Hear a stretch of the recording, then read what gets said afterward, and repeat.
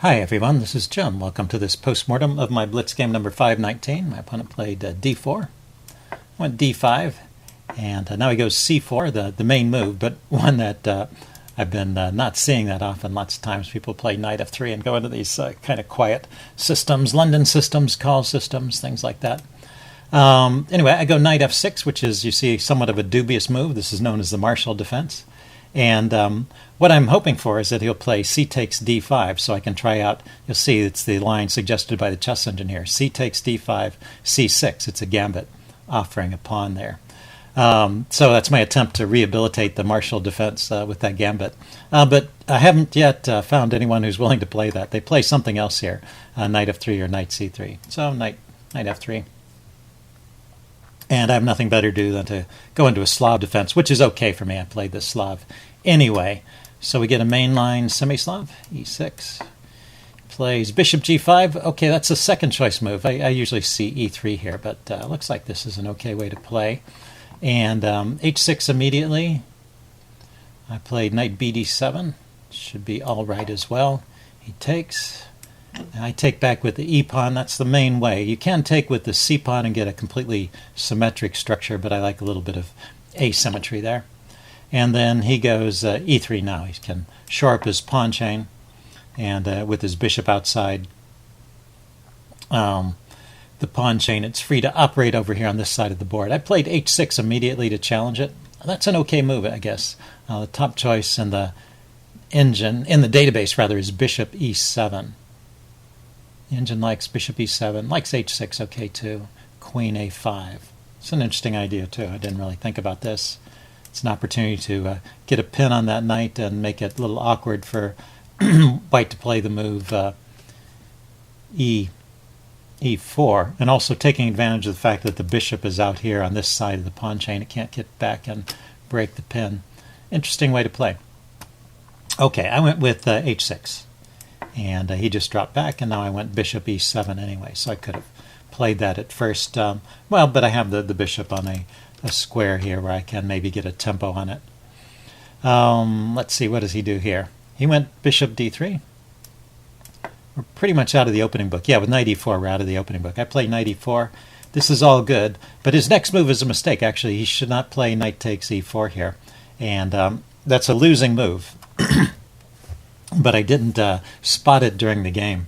I went ahead and played a sequence that I had already planned in advance without thinking to take advantage of his mistake. So if you want to pause the video and then do a little tactics quiz at this point, why don't you see if you can figure out what's wrong with knight takes e4 here.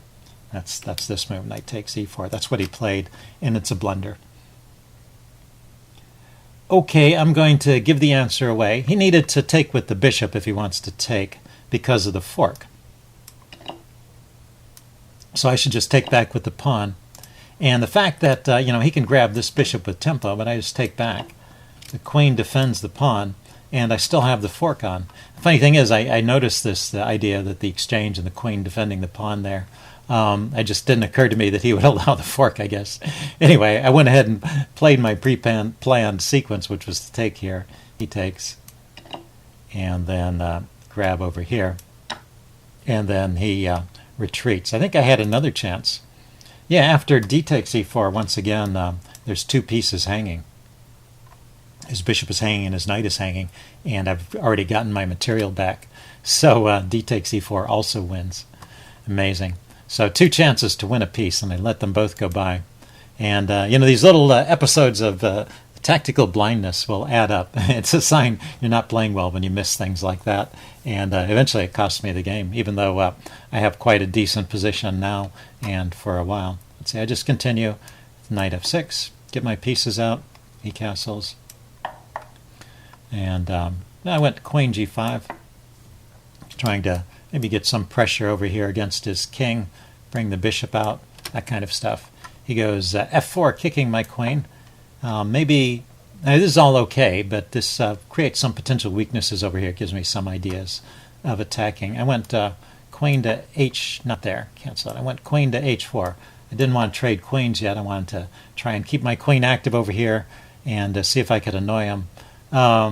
It is a bit risky to play like this. You have to always be careful to see if your queen is going to get trapped But it looks like I'm doing okay here. The engine does not find any queen trap. Anyway, he played g3, go forward to h3, and he plays rook f2. And now I can bring the knight in. Yeah, rook f2 was a mistake.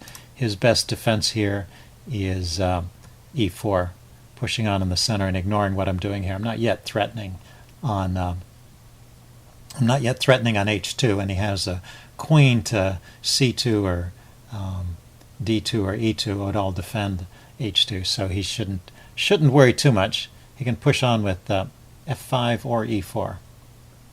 Interesting. Okay, so rook f2 is a mistake, and now I have a bit of an advantage after knight g4. Oh, let's see. There was a more accurate way to play it. Bishop f5 first. Okay. Knight g4. You went bishop f1 attacking my queen. And now is this another tactical miss. Of course, he's threatening my queen. But I can take his rook off and threaten his queen at the same time. So that just wins the exchange. So another fairly simple tactic that I let go by in this game. But I end up winning the exchange anyway. This all turns out okay for me. I drop back here. And instead of retreating his knight, he played queen to d2.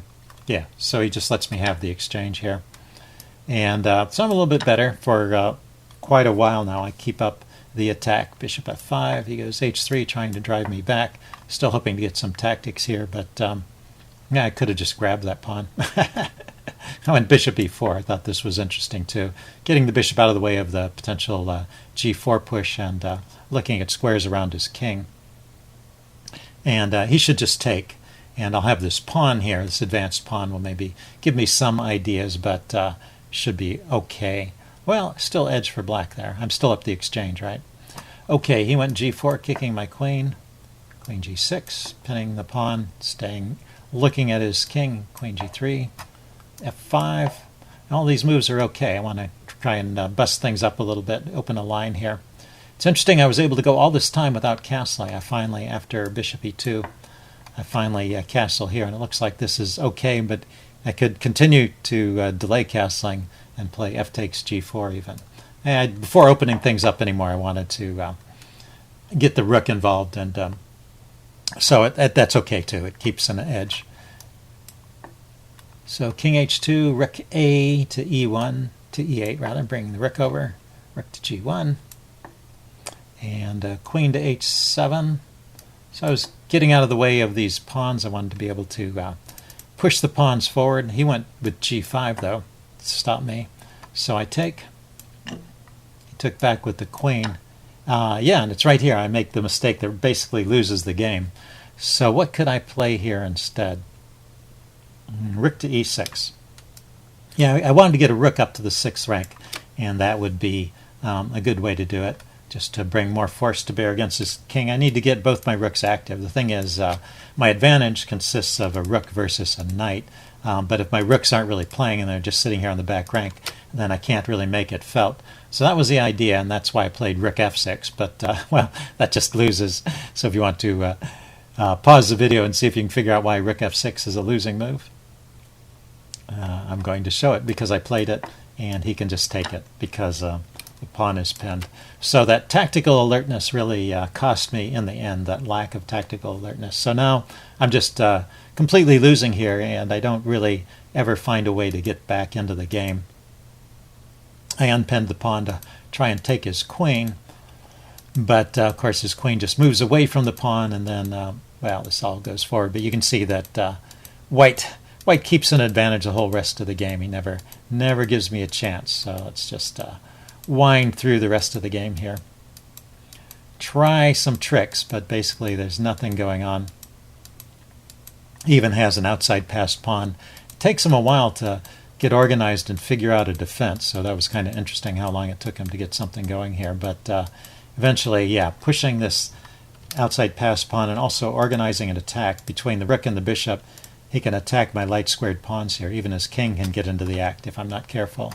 And it's just hard for me to prevent all of these plans. So he gave up the outside pawn, but now is grabbing these pawns, which are all going to fall because they're on light squares.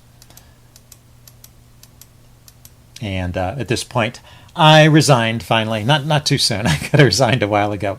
But anyway, a good example of why you need to be tactically alert when playing chess. So I hope you guys learned something. Leave any comments you have in the section below, and I will see you again soon. Bye.